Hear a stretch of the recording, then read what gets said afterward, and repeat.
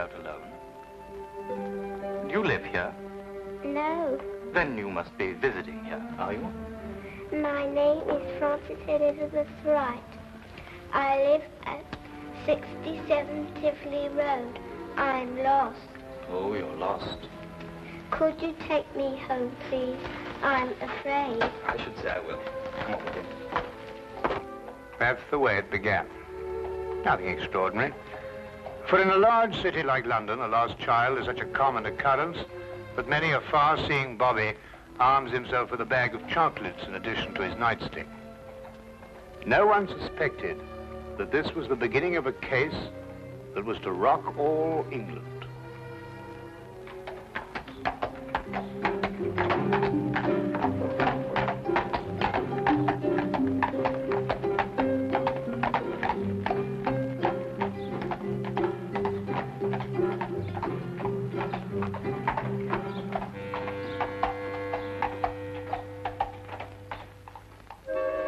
All right, if you insist.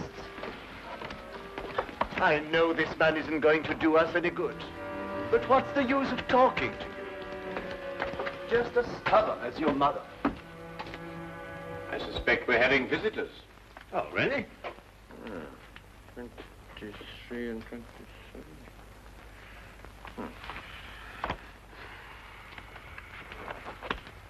Come along, Nebuchadnezzar. I don't think you're quite dressed to receive attractive young ladies. Now, in you go.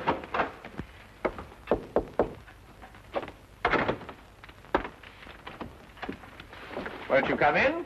Mr. Holmes, Sherlock Holmes.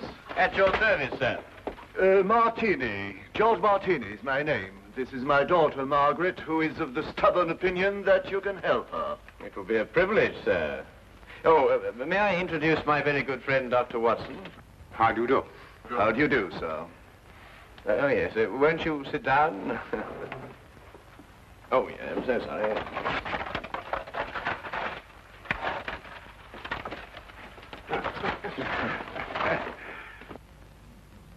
How can I be of any assistance to you?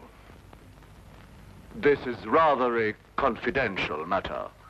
Oh, yes, yes. Dr. Watson is both the soul of discretion and my invaluable colleague in all my cases, especially the more delicate ones. I see. Well, there's this fellow, Richard Trevor is his name, who's been courting Margaret here. A sly one, if I ever saw one. I could tell by the shape of his ears, and the fact that he belonged to that upstart Shield and Castle Club. There was nothing wrong with his ears. They were beautiful, both of them.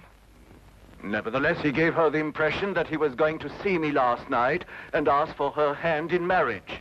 Instead, the scoundrel sent me some fantastic note about being detained and then never appeared at all.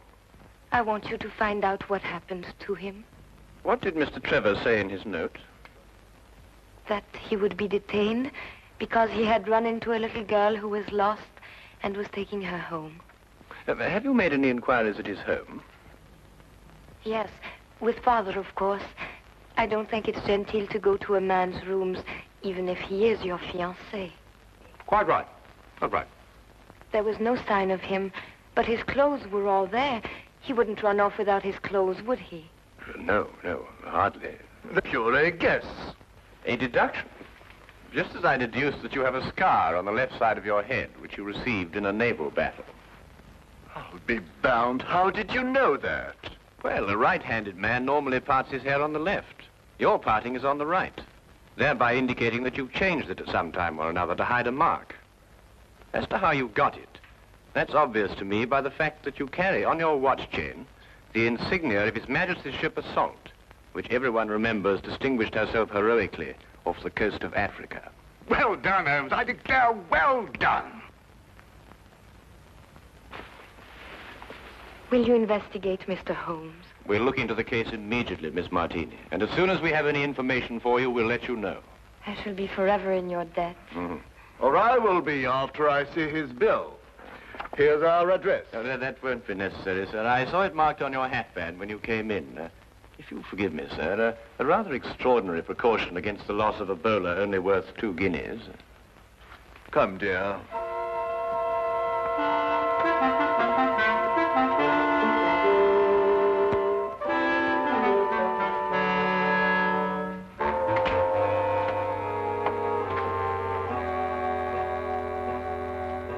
Not long after moving in with Sherlock Holmes, I had come to the conclusion that his mind was as organized as his housekeeping was not.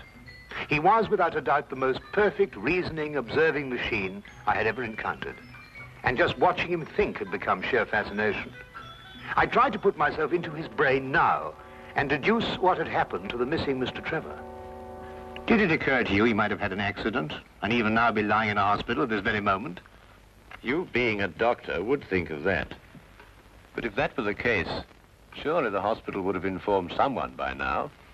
Maybe he skipped off and left her then. There's no guarantee he won't come back for his clothes or have them sent on to him.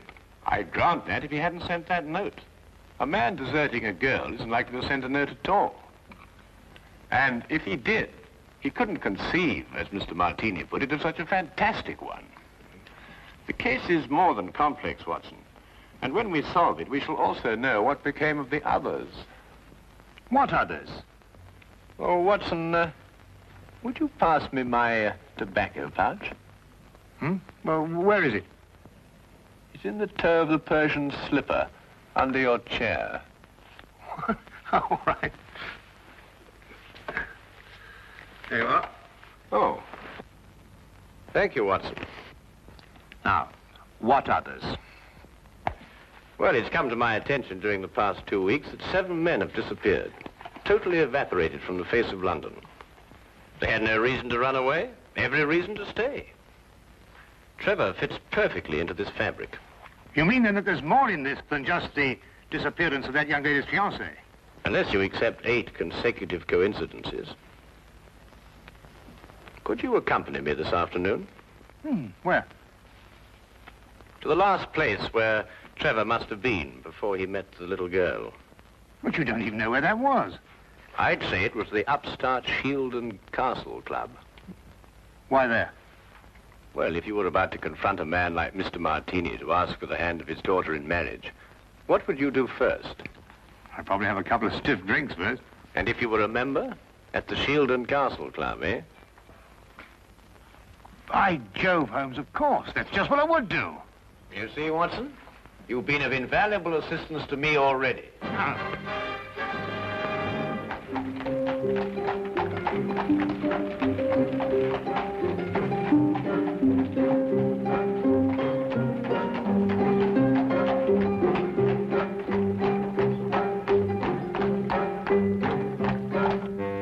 But you must tell us if he was here last night. He's missing. We're trying to find him.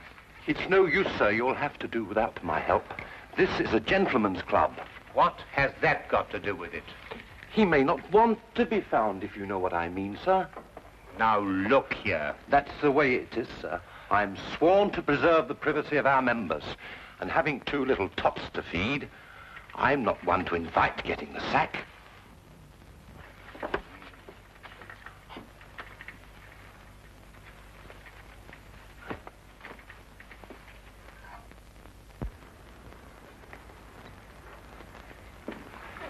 I say, where have you been? This is meant to be your case, you know, and I've been doing all the investigating. Yeah, do you know that Trevor was here last night? How do you know? Well, to my utter amazement, one of my keys fitted the door to the office.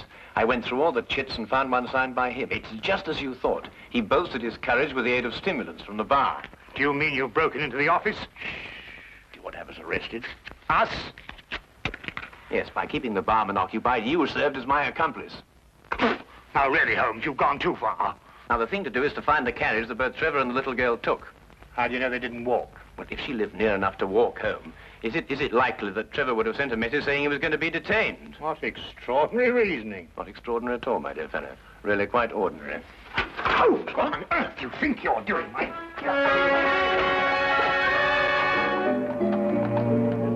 Finding the cabbie who picked up Trevor and the little girl was a matter of stationing ourselves at the hack stand outside the Shield and Castle Club and doggedly questioning every driver who stopped there. One finally remembered the pair, but owing to brisk business that night, could not be at all sure where he set them down.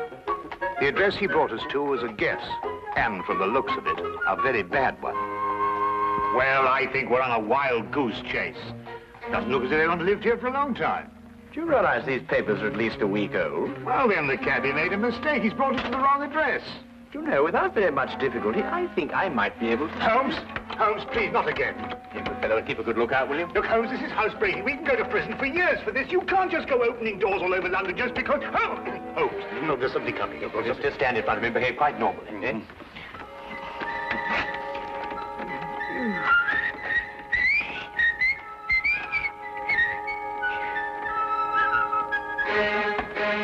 What's the normal behavior for housebreaking? You coming? Look here, Holmes, the doctor doesn't do this sort of thing. I'm sure it's unethical. You can't expect me to... Oh!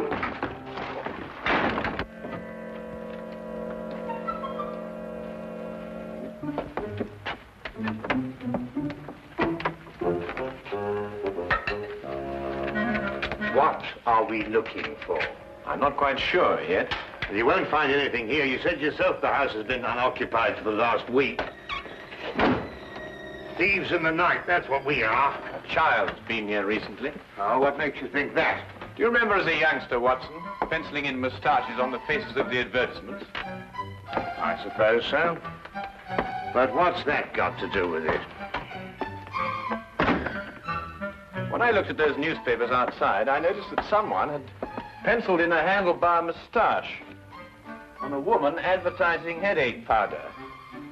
I'd assumed that a child did it. More than that, since the papers were only a day old, I'd also assumed that a child has been here very recently. Why should the child bring Trevor here to an unoccupied house? That, Watson, is the core of our problem. Excuse me a minute. What? Oh.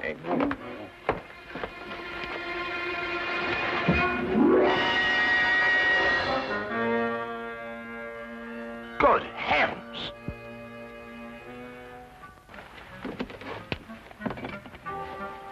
Trevor? Fairly safe assumption, Watson. Yes. And from the pallor of his skin, I'd say he'd recently been given an overdose of strychnine. I'd also deduce that he's the 8th victim of a very strange murderer.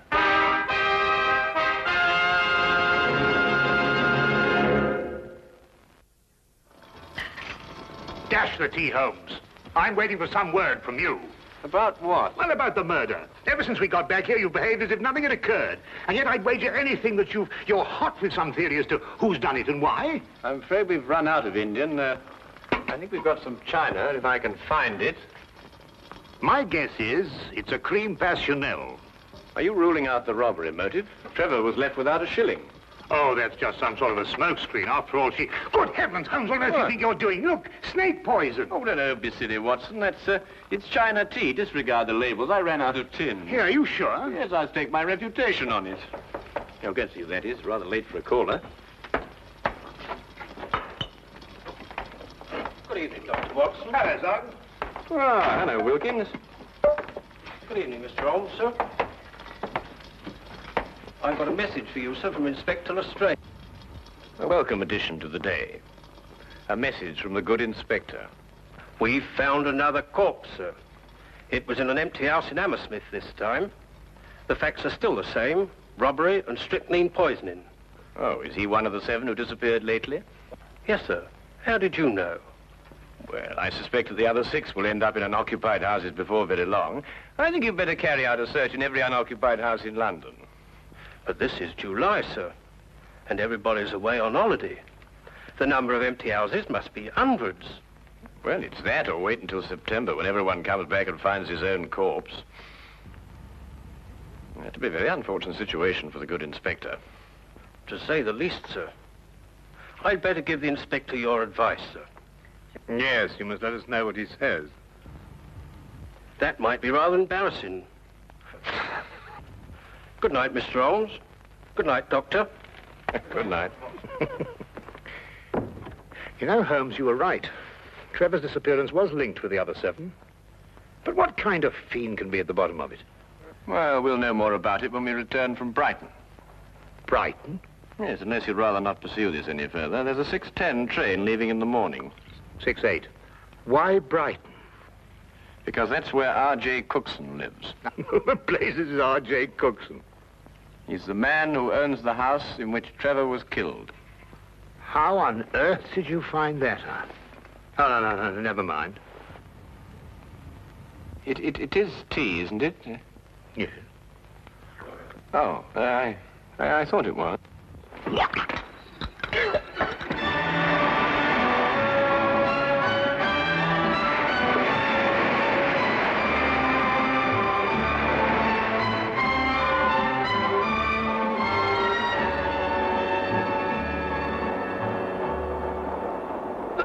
Have you ever heard anything so incredible?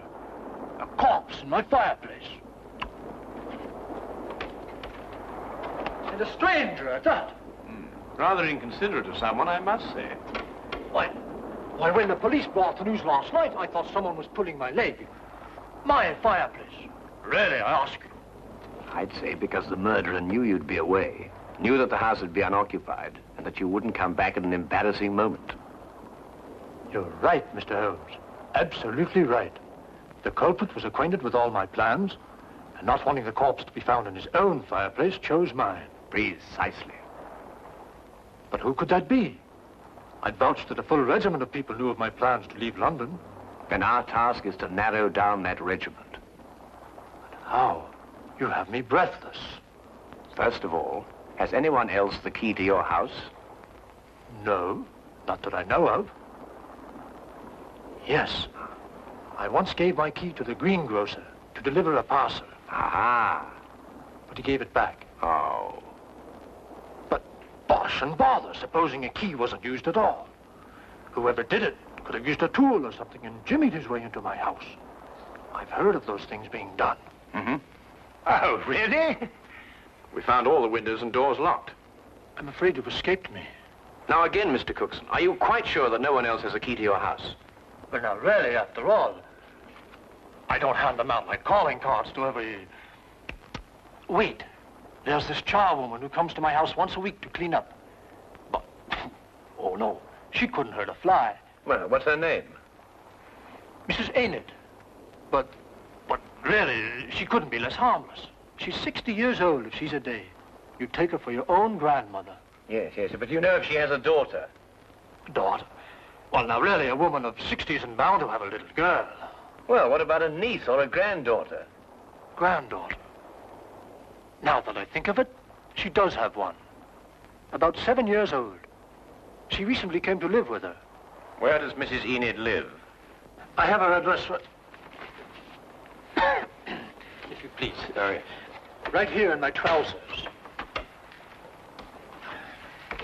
Do you really think it could be the old woman? Well, a charwoman has the ability to go anywhere in London. Ah, yes.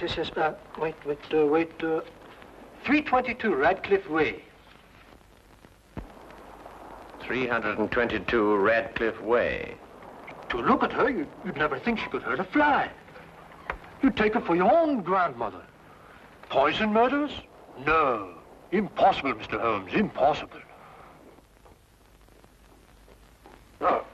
Grandma, must we play the game tonight? Of course. Don't you like playing it? I don't like staying on the street alone. It'll only be for a little while. You'll find someone to bring you back, and Grandma'll have company again. What happened to the last company we had? Oh, he went home after a while. But come on, let's say it. Where do you live?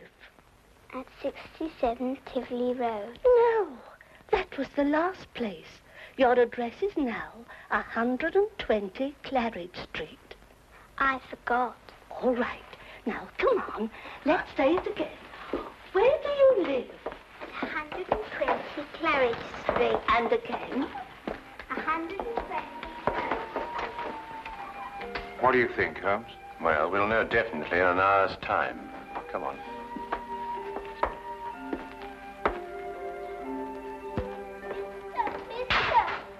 Oh, hello. Oh, well, it's pretty late for a little girl like you to be out on her own. What's your name? My name is Frances Elizabeth Wright. I see. And where do you live?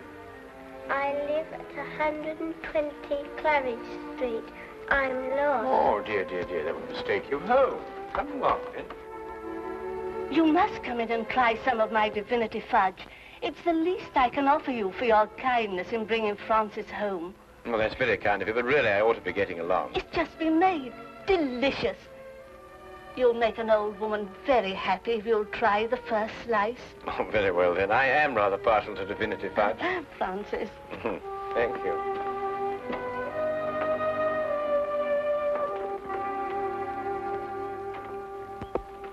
Now, come and sit right here at the table. Thank you. Now, say good night to the kind gentleman, then off to bed. Grandma, you never let me stay up with the company. That's because little girls must have their sleep. But now we've met the gentleman, perhaps he'll come again in the daytime. Will you? I should love to. Good night. Good night. Good night, birdies. Isn't she a lovely girl? And she'll grow up into a beautiful woman and have a life of ease. Yes, that's the important thing. A life of ease. Time to enjoy the world and... Here, you're waiting for some fudge, and I'm prattling away.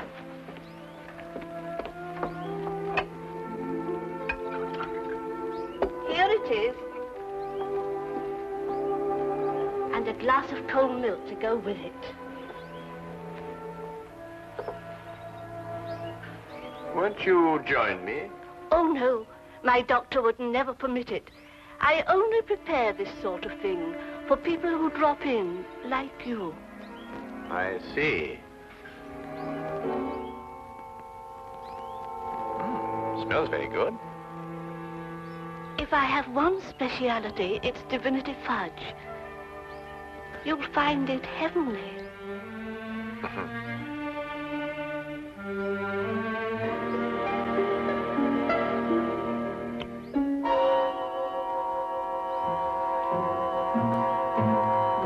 What's the matter? Nothing. I just wanted to give the birds a bit first. Don't. Birds don't eat fudge. Oh, yes, they do. They love it. Come on, old chap. Have a... No, you can't. Who are you?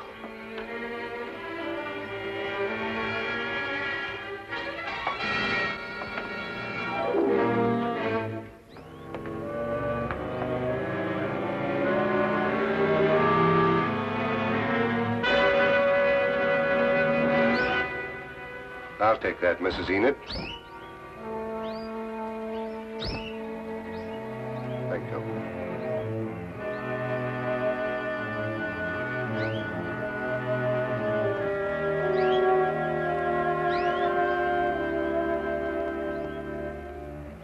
I needed money for the child.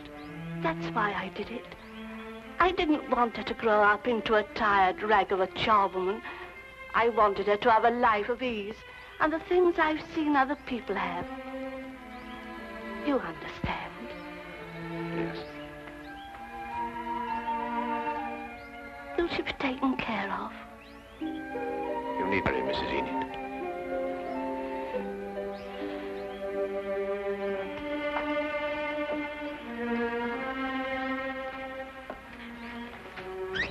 I wish now I hadn't tried to poison you. You might have visited us again as you promised, and we'd have been such good friends.